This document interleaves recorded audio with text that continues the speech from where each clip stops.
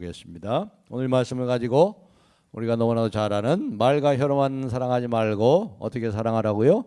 행함과 진실함으로 사랑하자. 우리가 잘 아는 말씀입니다. 이런 제목으로 말씀을 나누려고 합니다. 우리가 하나님의 자녀에 된 표시, 우리가 하나님에게 속해 있다는 것, 우리가 진리 안에 속했다는 두 가지의 분명한 증거가 뭐라고 그랬죠? 두 가지 증거. 첫째는 의를 행하는 거죠. 의를 행하라고 그랬어요. 의를 행하는 것. 죄에 대해서 죄를 가볍게 여기지 않습니다. 하나님께로부터 난 자마다 범죄하지 아니하나니. 이것은 말씀드린 것처럼 내가 개인적으로 습관적으로 반복해서 죄를 지는 그 문제가 아니고 그 당시 영지주의 이단의 잘못된 가르침. 영혼 구원받았으면 상관없어. 육신은 원래 썩고 더럽고 추한 거야. 원래 그렇게 다 육신은 원래 그런 거야. 죄 지는 것도 육신이 죄 지는 거기 때문에 상관이 없어.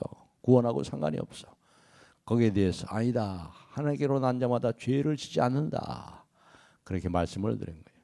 그래서 우리가 의를 행하는 것. 이게 하나님의 자녀의 첫 번째 특징이라고 그랬습니다. 그리고 두 번째 특징이 뭐죠? 형제사랑. 우리가 사망에서 생명으로 옮겨진 줄을 우리가 아나니 14절에 그렇게 말씀했죠. 우리는 형제를 사랑함으로 사망에서 옮겨 생명으로 들어간 줄을 알거니와 사랑하지 아니하는 자는 사망에 머물러 있느니라. 가장 큰 그리스도인의 하나님의 자녀의 증거, 옆에 있는 형제 자매들, 이웃을 불쌍히 여기고 하나님께서 우리를 사랑한 것처럼 서로 사랑하는 것. 그렇죠? 그래서 19절에도 그렇게 말씀하죠. 19절. 이로써 우리가 진리에 속한 줄을 알고 진리에 속한 줄을 안단 말이죠. 하나님의 자녀인 것을 분명한 표지, 이러한 증거를 통해서 우리가 진리에 속한 줄을 알고 하나님의 자녀라는 확증을 갖고 담대함을 갖고 굳세게 서 있다 이 말이죠. 형제 사랑에 대해서 지난 시간에 말씀을 드렸습니다. 형제 사랑에 대해서 두 인물에 대해서 특별히 구약의 두 인물을 얘기했죠. 가인과 아벨. 가인과 같이 하지 말라. 가인은 어떤 인물이에요? 최초의 살인자죠. 누굴 죽였어요? 자기 동생을 죽였어요. 왜 죽였어요? 악한 자에게 속했단 말이에요. 악한 자가 누구지요? 사단 마귀의 속성이 뭐예요? 증오의 증오, 혐오. 오늘 이 시대를 혐오의 시대라고 그러잖아요. 증오하고. 그래서 지난 시간에 타블로의 진실을 요구하는 그러한 모임을 가지고 말이죠. 얼마나 집요하게 가짜 뉴스를 가지고 한 집안을 파멸로 몰아가려고 하는 그러한 악한 일들이에요. 이러한 세상에 가장 이 시대의 정신을 얘기하는 게 뭐예요? 바로 그것이 그런 모습을 보이죠. 바로 증오의 증오. 혐오라고 그래. 증오. 간과 같이 하지 말라. 증오에 휩싸여 가지고 어떻게 했어요? 자기를 위해서 형제를 죽였잖아요. 그런데 그 반대로 우리 예수님 17절에 예수님은 어떻게 했습니까? 예수님과 대조시켰죠. 예수님은 형제를 위해서 자신을 죽였잖아요. 이렇게 차이가 있는 거예요. 가인은 자신을 위해서 형제를 죽였지만 예수님은 형제를 위해서 저와 여러분을 형제 삼으시려고. 예수님 우리의 맏형의 맏형, 큰오빠의 큰오빠, 맏형입니다. 저와 여러분을 형제 삼으시려고 자신을 죽이신 예수님과 대조하고 있잖아요. 그래서 17절에 그렇게 말씀하죠. 17절이 아니고 16절. 그가 우리를 위하여 목숨을 버리셨으니 우리가 이로써 사랑을 알고, 이로써 여기서 말하는 사랑, 아가페의 사랑, 희생적인 사랑, 죽으신 사랑, 가족 사랑이 아니고 나에게 잘해주는 사람 사랑하는 거 아니고 나를 좋게 봐주고 나를 언제나 내 편이 돼주는 사람을 사랑하는 그런 사랑은 세리도, 이 세상에 가장 죄인 중에 죄인이라고 하는 세리도 그런 사랑을 한다는 거예요. 그거 말고 그렇죠? 이와 같은 예수님을 대조시킨 것입니다. 그러니까 가인의 증오는 어떤 결과를 가져왔어요? 형제를 죽이는 결과를 가져왔죠. 예수 그리스도의 사랑은 자기 희생을 통해서 생명을 가져왔잖아요. 저 여러분을 살리고 저 여러분을 하나님의 자녀 삼으시고 또 자기 하나님의 아드님의 동생 삼아주셨어요. 동생 삼아, 형제 삼아줬다. 그러니까 미움과 증오는 마귀에게 속한 거예요. 마귀에게 기원해 있는 겁니다. 마귀에게서 기원되는 것이고 나온 것이고 마귀의 속성이기 때문에 가인과 같이 하지 말라. 그는 악한 자에게 속하여 그 아우를 죽였으니.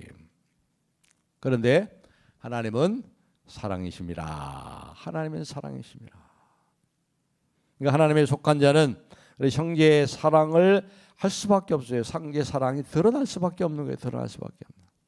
그러니까 사랑은 그리스도인의 바로 결정적인 하나의 표식입니다. 그래서 사도 요한은 이렇게 말하죠. 14절 15절을 다 같이 읽어보겠습니다. 14절 15절 시작. 우리는 형제를 사랑함으로 사망에서 옮겨 생명으로 들어간 줄 알거니와 사랑하지 아니하는 자는 사망에 머물러 있느니라. 그 형제를 미워하는 자마다 살인하는 자니 살인하는 자마다 영생이 그 속에 거하지 아니하는 것을 너희가 아는 바라. 아멘. 요한일서만큼 사랑에 대해서 사랑이라는 단어가 많이 나오는 거 없어요. 여기서 사랑이라는 단어 아가페죠. 아가페. 남녀 간의 사랑, 뭐 에로스도 아니고 형제 그런 뭐 인간적인 사랑, 부모의 사랑 그런 것이 아니고 아가페의 사랑. 제가 한번 말씀드렸죠. 사랑의 가치, 여러분 사랑의 그 사랑이 참으로 가치 있는 것. 자, 그 사랑이 참으로 가치가 있다. 무엇으로 결정되는 거죠? 그 사랑의 가치는 무엇으로 결정돼요? 대상에 의해서 결정된다고 그랬죠. 대상에 의해서. 돈을 사랑하는 사람은 그 정도밖에 안 되는 거예요. 쾌락을 사랑하는 사람 그 정도예요. 권력을 사랑하는 사람 그 정도예요. 하나님을 사랑하는 사람 참 가치 있잖아요. 이웃을 사랑하는 것 얼마나 가치 있는 거예요. 형제를 사랑하는 거 얼마나 가치 있는 거예요. 사랑의 가치는 뭐에 의해서 결정되는 거예요? 사랑의 대상에 의해서 결정되는 거예요. 하나님이 세상을 이처럼 사랑하사 내가 너희를 사랑하처럼 너희도 서로 사랑하라. 형제를 사랑하는 자는 다 이루었느니라. 그렇죠. 사랑의 가치는 대상에 사랑하는 대상에 의해서 결정이 돼요. 그렇다면 두 번째로 사랑의 진정성, 사랑의 진실성은 무엇으로 결정이 됩니까? 사랑이 진실하고 그 사랑이 참으로 진정성이 있는 것은 무엇으로 인해서 증명이 되고 결정이 될까요? 사랑하는 대상을 위해서 무슨 대가를 치렀느냐. 그거 아니에요? 그거 아니겠어요? 사랑하는 대상을 위해서 뭘 했느냐의 말에 뭘 했느냐. 그것에 의해서 그 사랑의 진정성이 드러나지요. 맨날 입으로만 사랑해 사랑해 하면서 어떤 사랑의 대가, 사랑의 행동도 하지 않아. 그건 가짜 사랑이죠. 말로 누가 못해 말로. 그래서 16절 상반절에 그러죠. 16절 상반절 보시면 그가 우리를 위하여 어떻게 했어요?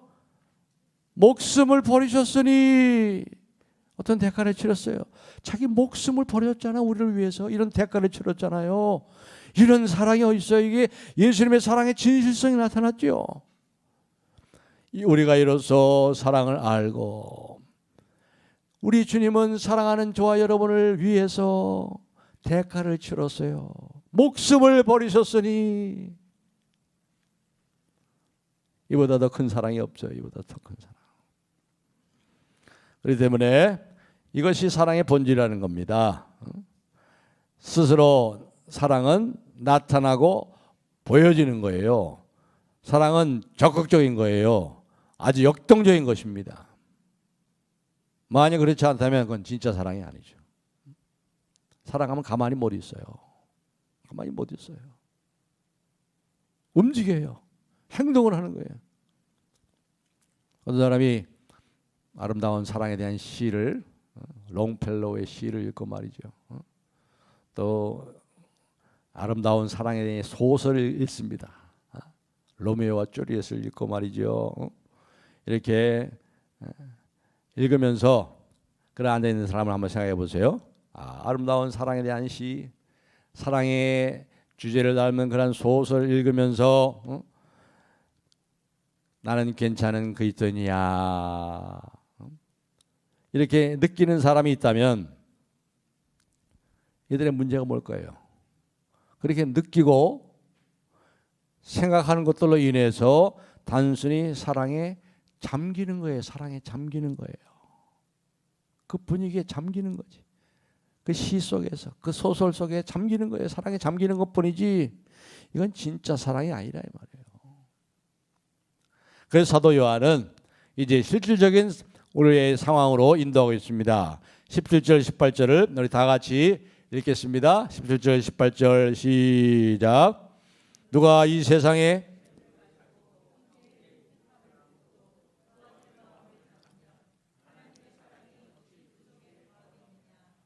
자녀들아 우리가 말과 혀로만 사랑하지 말고 행함과 진실함으로 하자. 아멘.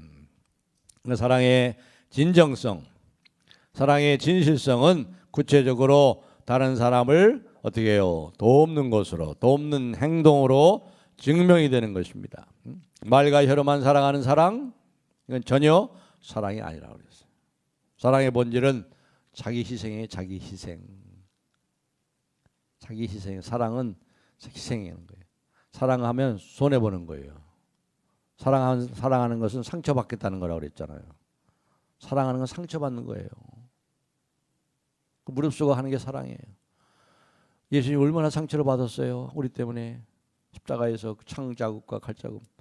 그분은 상처 입은 치유자라고 그러잖아요.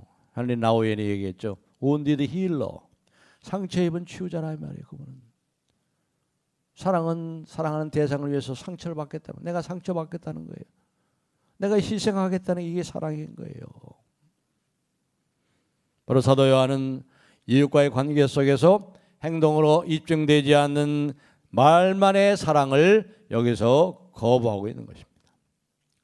그래서 사랑의 본질은 사랑의 나눔이에요. 사랑의 나눔인 것입니다. 사랑의 코이노니아라고 할 수 있죠. 사랑의 교제, 사랑의 사귐. 사랑의 사귐은 주고받는 거예요. 주고받는 거예요. 그러니까 사랑은 오직 나눔의 방식으로만 존재합니다. 나누지 않으면서 사랑할 수 없기 때문입니다. 사랑이라는 것은 나눔을 통해서만이 성립이 되는 거예요.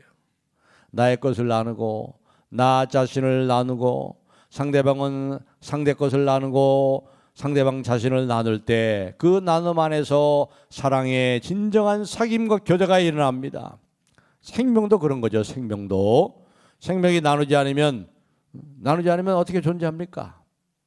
세포를 보세요. 세포. 이 세포도 말이죠. 스스로 분열하잖아요. 스스로 분열하면서 나눠지잖아요. 나눠지면서 성장하지요.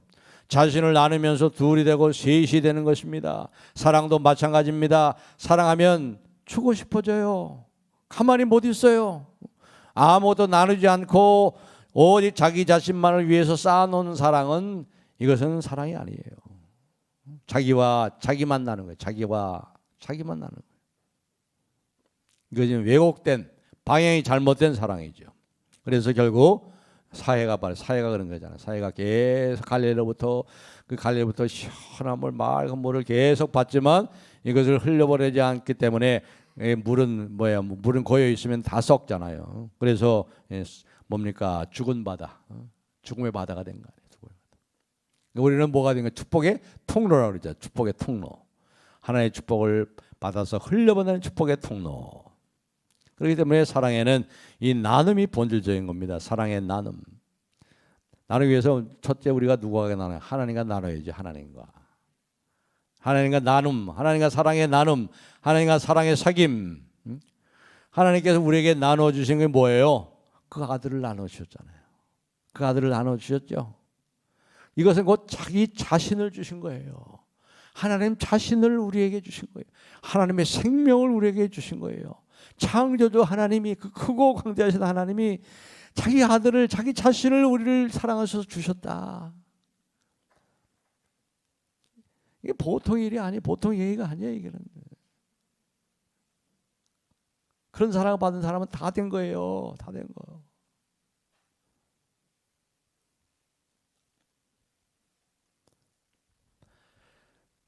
아버지 품에 있던 그 아들을 그의 죄사함과 그분의 의, 그분의 거룩, 그분의 지혜, 영원한 생명, 그 아들을 내어주신 아버지 하나님의 쏟아지는 사랑으로 우리는 그저 믿음으로 거저 은혜로 받는 거예요. 은혜로 받는 거예요. 지금도 하나님께서 한량없이 주세요. 그 아들을 통해서 계속 주세요. 우리가 그의 충만한 데서 받으니 은혜 위에 은혜로라. 더 큰 은혜를 사모하라 그러잖아요. 더 큰 은혜를 주시나니. 현재 진행이 현재 진행 계속인 거예요.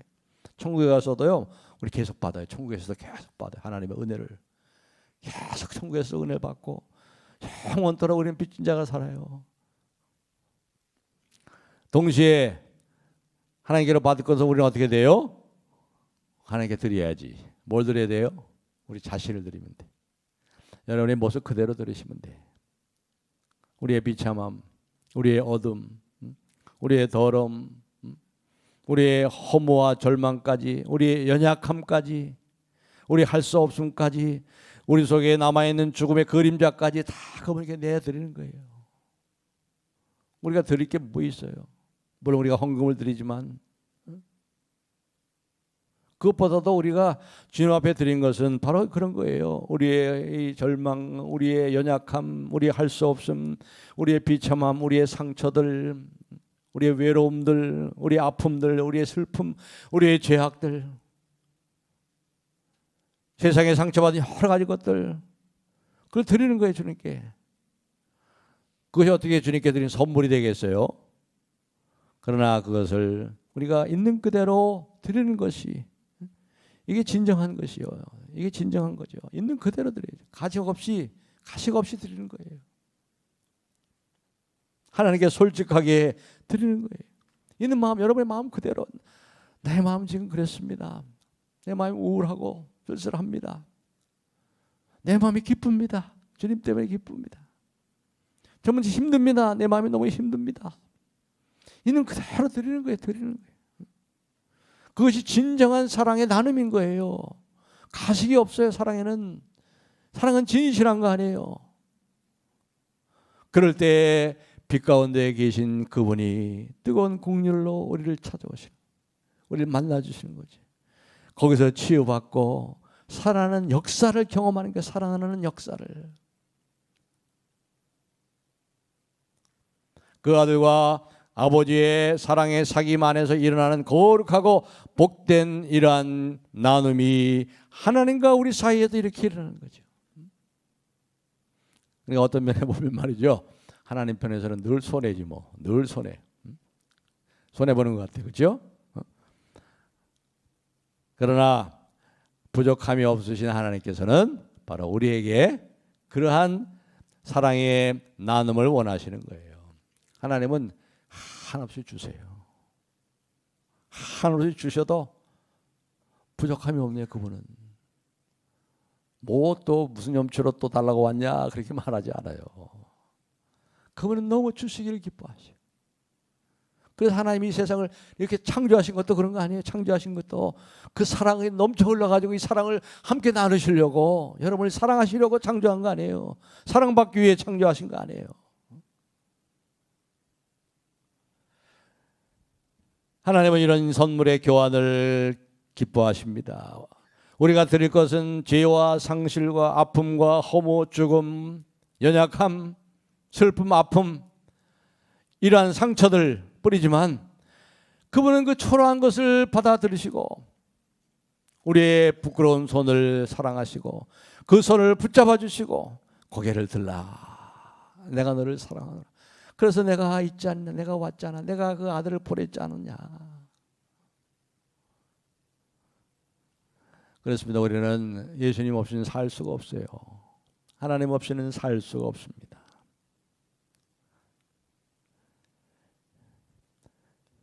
그런 하나님 아버지의 사랑을 받고 사는 저와 여러분들은 그럼 어떻게 해야 되겠어요?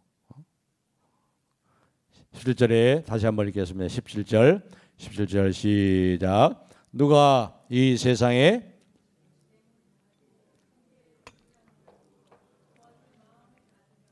하나님의 사랑이 어찌 그 속에 거하겠느냐. 여기서 이제 가장 중요한 단어가 뭐냐면 도와줄 마음을 닫으면이라면 닫으면 나눔과 사랑의 나눔을 하는데 사랑의 나눔을 닫아버려요. 차단이란 말이에요. 차단해버린다. 클리세라는 단어를 썼는데 차단해버린단 말이에요. 닫는단 말이죠. 막아버린단 말이에요. 말 그대로 저수지에서 말이죠. 저수지에서 물이 흘러나가도 해야 되는데 그 물이 흘러가지 못하도록 이걸 닫아버려. 수문을 닫아버려. 여러분, 자 보세요. 여기서 이 사도 요한의 얘기하는 걸 보세요. 이 저수지를 생각해 보세요. 저수지에 가득 차 있어요. 뭐가 가득 차 있어요? 물이 가득 차 있죠. 근데 이거 물이 뭡니까? 여기서 말하는 그 저수지에 이 하나님의 사랑이 가득 차 있는 게 뭐예요? 하나님의 이 교제와 사귐 가운데 가득 차 있는 게 뭐예요? 하나님의 사랑이잖아요. 하나님의 사랑. 그래서 17절이 하나님의 사랑이 어찌 그 속에 거하겠느냐 그러잖아요. 거하겠느냐. 하나님과의 사귐과 교제 속에 뭐가 있어요? 하나님의 사랑이 풍성한 사랑이 이 저수지의 강물처럼 하나님의 사랑이 꽉 차 있잖아요. 14절에도 그렇잖아요. 14절에 생명으로 들어간 줄 알거니와 하나님의 생명이 그 저수지 안에 이 사귐과 하나님과의 교제 이 저수지 안에 하나님의 생명이 가득 차 있어요. 또 15절에는 영생이죠. 영생. 이 영생이 가득 차 있는데 아버지의 이 사랑의 물결이 가득 차 있는데 어떻게 돼요? 우리가 하나님과 사귈수록 하나님과 가까이 할수록 하나님의 생명이 가득 차지고 하나님의 사랑이 저수지에 가득 찬 강물처럼 사랑의 폭포수가 그분의 생명이 우리의 심령과 삶을 가득 채운다 이 말이죠. 이것을 경험하는 거죠. 근데 문제는 뭐예요? 그 생명과 사랑의 하나님의 사랑의 강물을 흘려보내느냐 아니면 닫아버리느냐. 신앙생활이라는 것은요. 먼저 생각해야 되는 건 내가 나의 사랑과 나의 생명을 쏟아붓는 일이 아니에요. 그건 얼마 못 가요. 또 못해. 지쳐서 못해. 내 열심 가지고 하면 안 돼. 못해. 우리가 교회 생활하면서 이렇게 생각하는 사람이 있어요. 교회 와서 이제 교회 5년 되고 10년 됐으니까 내가 이제 집사도 되고 안수 집사도 되고 이제 장로도 되니까 이렇게 때가 되면 또 이렇게 직분을 받나 보다. 이렇게 되니까 내가 또 뭘 좀 해야 되겠지. 내가 이제 교회를 위해서 뭘 좀 해야 되겠지. 이렇게 갖고 안 되는 거예요. 그가 그렇게 해야 되는 게 아니에요. 교회는 그게 아니에요. 교회는 내 생명, 내 사랑 가지고 하는 게 아니에요. 그래서 예수님께서 제자들을 불러서 하신 말씀 부를 때 가장 중요한 게 첫 번째로 하신 말씀이 뭐죠? 한번 찾아보겠습니다. 마가복음 3장 14절 15절 화면에 올려놨습니다. 다 같이 읽어보겠습니다. 시작.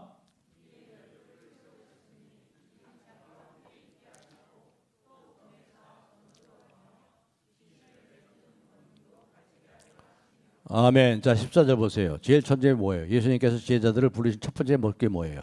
자기와 함께 있게 하시고. 이게 첫째예요.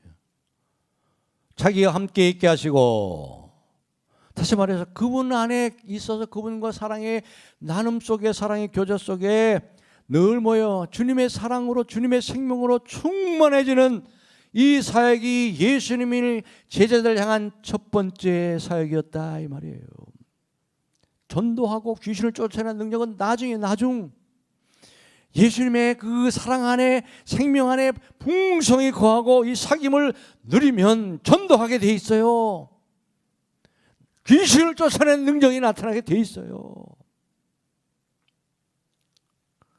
그런데 이 주님과의 나눔, 이 주님과의 사귐의 사역을 누리지 못한 채 하나님의 생명과 하나님의 사랑으로 충만하지 못한 채 교회 일을 하려면 말이죠. 교회 일을 한다는 것은 결국 이 사망에서 모래를 막 퍼가지고 구석에 물을 담아서 사랑하는 형제 자매들에게 나눠주는 그러한 작업과 똑같단 말이에요.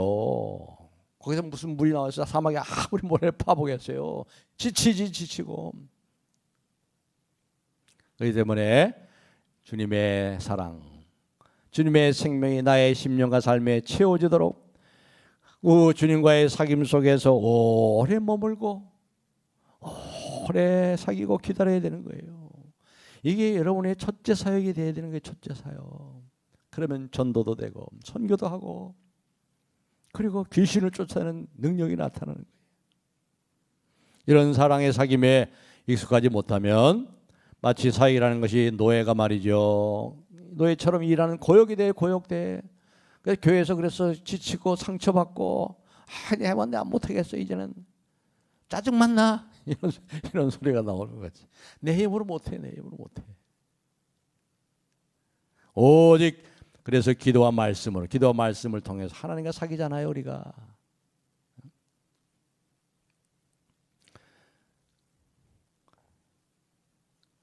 그래서 여기 하나님의 사랑으로 우리 저수지가 가득 채워져서 출렁일 때 우리를 통해서 이 사랑과 하나님의 생명이 흘러나가지 않도록 닫아버리는 것, 이것이 교회에서 가장 주의해야 되고 여러분이 사역하면서 가장 주의해야 돼요. 그래서 항상 할 때 나 혼자 하지 말라고 그랬죠. 나 혼자 하는 게 아니라 항상 같이 두 손을 잡고 되도록이면 양손에 손을 잡고 같이 하는 거예요. 같이 하는 거예요. 그래서 요한 1서에서 말하는 가장 큰 죄가 가장 큰 잘못이 뭐냐? 막아버리는 거, 닫아버리는 거. 이게 가장 큰 잘못이에요. 하나님의 사랑이 흘러가는 것을 닫아버리는 것. 그 아들이 육체로 이 세상에 오셔서 영원한 생명을 죽음의 세상 속에 흘려보내는 그 십자가의 길을 막아버리는 것, 닫아버리는 게 이게 죄예요. 빛이 어둠을 비치지 못하도록 닫아버리는 것, 용서와 사랑의 사귐에 들어가지 못하도록 막아버리고 닫아버리는 이 교만과 어리석음, 이것이 바로 가장 잘못된 것이죠. 엊그저께 새로운 이제 교회 통계 조사하는 기관에서 이제 한국 국민들이 교회에 대해서 얼마나 신뢰하느냐, 이제 코로나 팬데믹이 거의 그냥 끝나가는 3년 후에 이제 실시를 한 거예요. 교회를 향해서 우리 대한민국 국민들이 얼마나 신뢰하느냐, 얼마나 신뢰하는 것 같아요? 오히려 이 코로나 팬데믹 전보다도 10%나 더 떨어졌어요. 그래서 21%밖에 신뢰를 안 하는데, 코로나 전에는 31.8%를 신뢰했대요, 교회를 향해서. 근데 지금은 10%가 떨어지고 코로나 기간 동안에 교회가 보여준 모습 속에서 10%가 떨어져서 21.0%랍니다.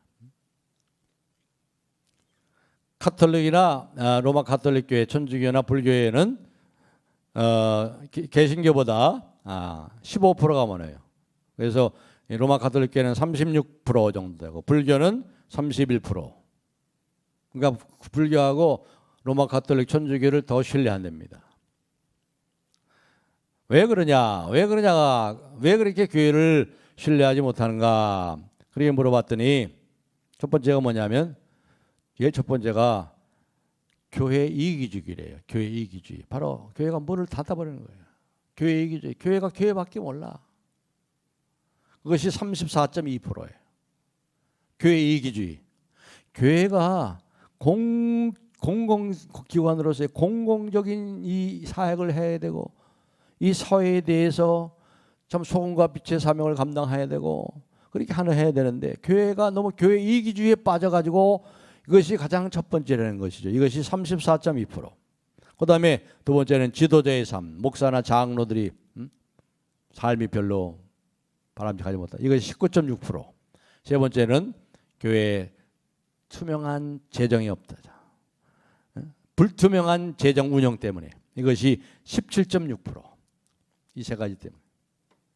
이 세 가지 합하면은 거의 60%, 70%가 되는 거예요. 흘려보내야 되는데 축복의 통로라고 말하면서 왜 우리가 이렇게 이 세상에서 볼 때 교회 이기주의에 빠져 있는가? 교회가 교회밖에 몰라. 사실 그렇지도 않거든요. 사실 교회가 이 가난한 사람 구제하는데 얼마나 제일 많이 해요. 지금 저쪽에 지진이 났죠. 터키하고 시리아 지진이 났는데 누가 제일 먼저 간 줄 아세요? 한국 교회 재난 봉사단이 제일 먼저 갔어요. 제일 먼저. 대한민국에서 보낸 그거보다 더 먼저 갔어요. 재난이 있는 것이 제일 먼저 달려가는 게 우리 서울 남북에 속한 대한예수교 장로회 총회 재난 그 위원회에서 제일 먼저 달려가요. 그런데 왜 이렇게 아직도 교회를 향해서 신뢰가 이렇게 무너졌을까? 그러니까 교회에 대해서 좀 세상에 그렇게 그런 시각이 있는 것도 우리가 인정하죠. 그런 것도 좀 있어요. 그러나 우리는 또 우리 편에서 너무 교회 이기주의에 있는 것은 아닌가, 막아버리고 있는 것은 아닌가, 너무 교회가 교회만 생각하고 있는 건 아닌가. 세상 속으로 침투해 들어가야 되잖아요. 내가 너희를 미워하는 이 세상에 보내노라. 어떤 세상? 우리를 미워하는 세상, 우리를 핍박하는 세상에 보내노라. 보내는 가장 강력한 동력이 뭐예요? 동력이 하나님의 사랑이죠. 사랑은 죽음처럼 강하기에 우리를 미워하고 우리를 죽이려는 이 세상을 변화시키는 오직 십자가의 사랑, 희생적인 사랑만이 되는 거죠.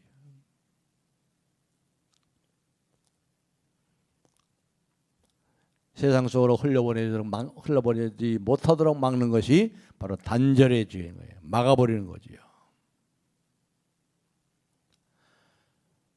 그렇기 때문에 어떤 면에서 거꾸로 생각하면 신앙생활은 참 자연스럽고 쉬운 거예요. 왜냐하면 예수님께서 내 짐은 쉽고 내 짐은 가벼움이라 그랬잖아요. 나는 온유하고 겸손하다고 그랬죠. 다시 말해 하나님의 사랑을 믿지 않는 낮고 열린 마음을 가지고 이 믿지 않는 세상에 우리가 닫혀진 마음이 아니라 막혀진 마음이 아니라 열린 마음을 가지고 들어가면요, 사랑을 가지고 들어가면 되게 돼 있어요.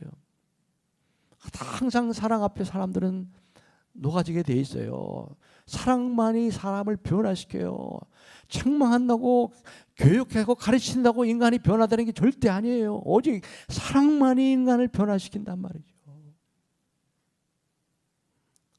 예수님께서도 아버지의 사랑을 가지고 그 사랑에 떠밀려서 광야로 가시고 갈릴리로 가시고 골고다로 가시고 십자가로 가시고 사망의 음침한 골짜기로 가셔서 계속 가셨잖아요. 닫으신 적이 없어요.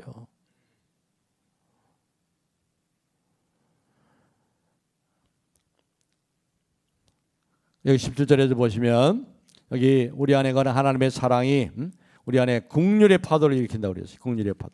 17절 다시 보겠습니다. 누가 이 세상의 재물을 가지고 형제의 궁핍함을 보고도 도와줄 마음을 닫으면 하나님의 사랑이 어찌 그 안에 있으리요.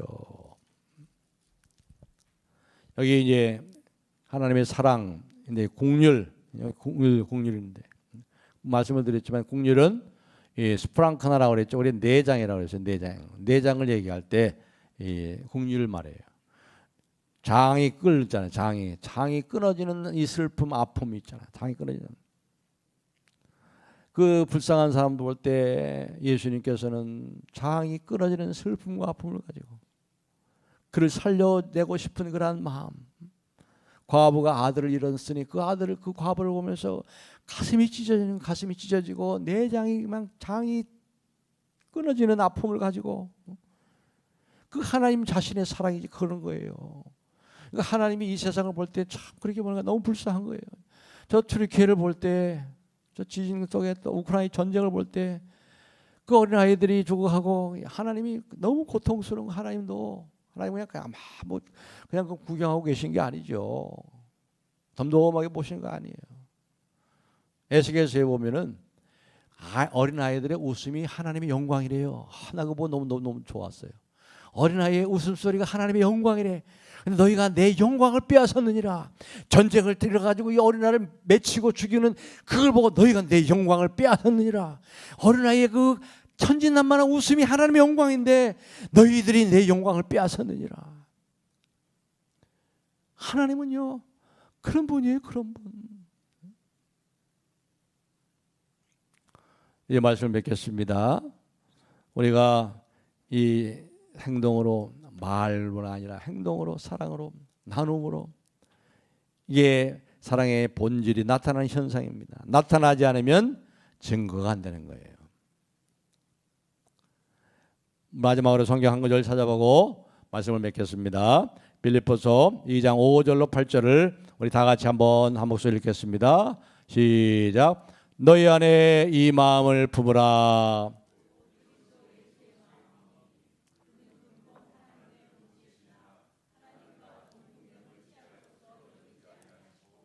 오히려 자기를 비워 종의 형체를 가지사 사람들과 같이 되셨고 사람의 모양으로 나타나사 자기를 낮추시고 죽기까지 복종하셨으니 곧 십자가에 죽으심이라. 아멘.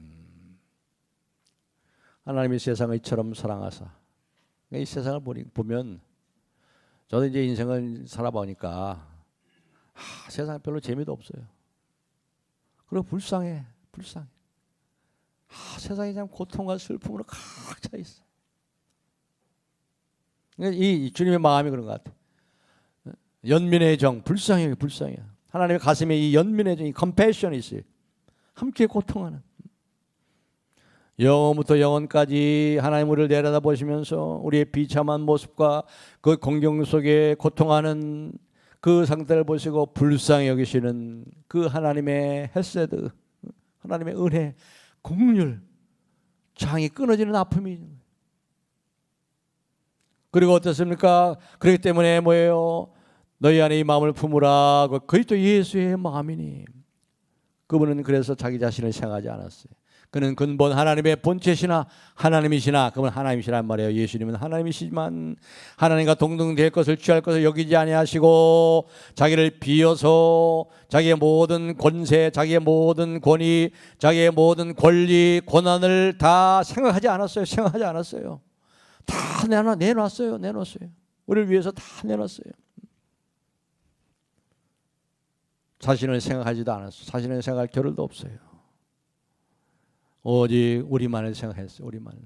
비참한 죄 가운데 고통하는 우리만을 생각하시고 우리의 이익만 관심을 가지시고 저와 여러분이 잘 되는 것만 생각하시고 저와 여러분이 행복하기만을 원하셔서 영원한 영광의 보좌를 버리시고 이 땅에 오셔서 사랑의 모양으로, 사람의 모양으로 나타나시고 십자가에 죽으셨으니 우리가 이렇게 살 길을 얻은 거죠. 이렇게 살 길을 얻은 거예요. 그렇습니다. 너희 안에 이 마음을 품으라. 그것도 예수의 마음. 그가 우리를 위하여 목숨을 버리셨으니 우리가 이로써 사랑을 알고 우리도 형제를 위하여 목숨을 버리는 것이 마땅하니라. 사랑하는 자들아, 우리가 말과 혀로만 살아가지 말고 행함과 진실함으로 하자. 그래서 우리 교회가 정말 사랑으로 우리 교회 안에 충성할 뿐 아니라 이 사랑이, 하나님의 이 사랑의 저수지가 서울남북에는 저수지의 사랑이 가득해서 하나님의 생명이 가득해서 이 주변에 흘러보내고 많은 사람들이, 기가리들이 많은 사람들이 와서 생수를 얻고 하나님의 사랑을 발견하고 주 앞에 돌아오는 생명의 역사가, 이 사랑의 역사가 더욱 넘치기를 주님의 이름으로 축복합니다.